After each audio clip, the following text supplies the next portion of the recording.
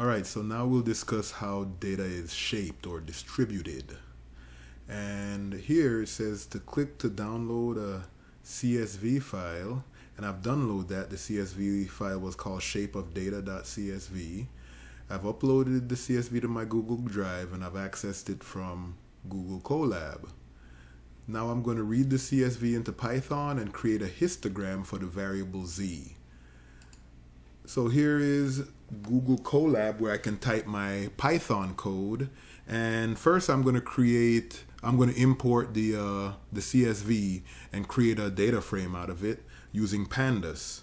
So I'm going to import pandas as PD, and that's going to allow me to create the data frame. So the data frame is going to be called called df for data frame, and I'm going to use pandas to create it. So pandas' alias is PD, and I'm going to use pd.read_CSV. And if you recall, read CSV takes the file path in quotations. So I put the quotation marks and I come over to find the file by clicking on Files. And there's my file after I did everything with Google Drive I was supposed to. Come over to the 3 vertical dots and copy the file path and paste it in here inside of the quotation marks. So this will create a data frame using the CSV that I uploaded to Google Drive. If you want to see what the data frame looks like, you can use df.head to get a glimpse of what the data frame looks like. So here's my data frame. I have 3 variables, x, y, and z, and these are the first 5 observations. All right, let's see. This thing says read the CSV into Python as a data frame. I've done that. Now create a histogram for the variable z. So I'm going to create a histogram for the variable z by adding a code cell, and in that code cell I'm going to create the histogram. Well, the histogram function comes from pyplot in matplotlib. So from matplotlib I am going to import pyplot, and I'm going to give pyplot the nickname PLT. So I'm importing pyplot as PLT. All right. So now I'm going to use pyplot to create my histogram. Well, let's see. So pyplot is alias PLT, and I'm going to use plt.hist, which is the histogram method or the histogram function.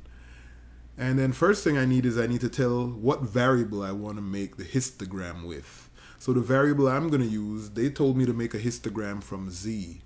So I'm going to use df with a square bracket, and inside that square bracket I'm going to put z. So variable that I'm using is z. Now that's not the only parameter. You also have to tell this histogram function how many bins you want, or you can give it an array with the lower class limits. So I'm just going to tell it that I want 5 bins. So it'll create 5 classes for my histogram. And then the last thing is I'm going to give it an edge color.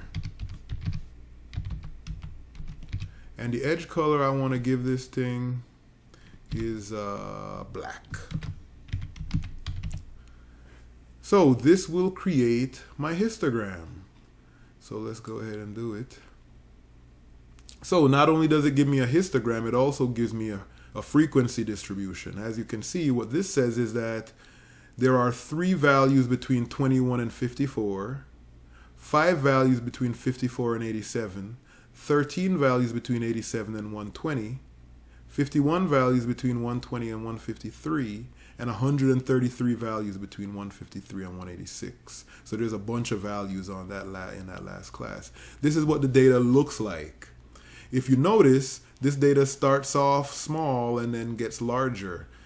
We call this skewed to the left because there's a tailing off to the left. As you can see, this thing has a tailing off that happens to the left. That left tail means that this data is skewed left.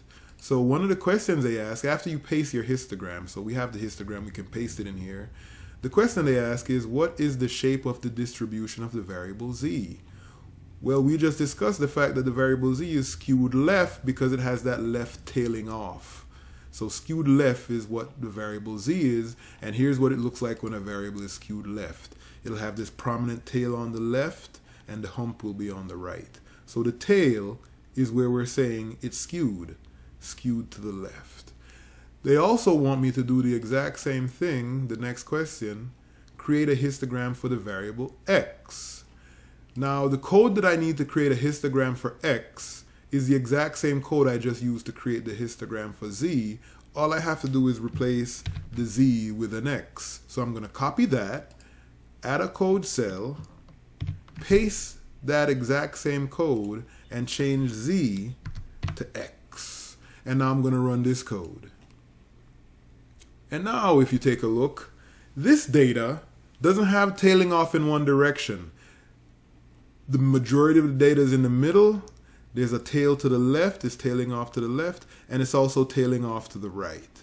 So there's actually a tail on the left and on the right for this data set. This data set is what we call a bell curve. It's shaped like a bell.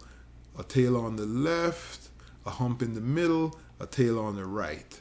So when I come back and it asks me, what is the shape of the variable x? Well, the variable x is symmetric. The variable x is symmetric. And the last one it wants me to do is create a histogram for the variable y. Paste your result in the box below. So, same thing. The code I need to do y is the exact same code I used to do x and z.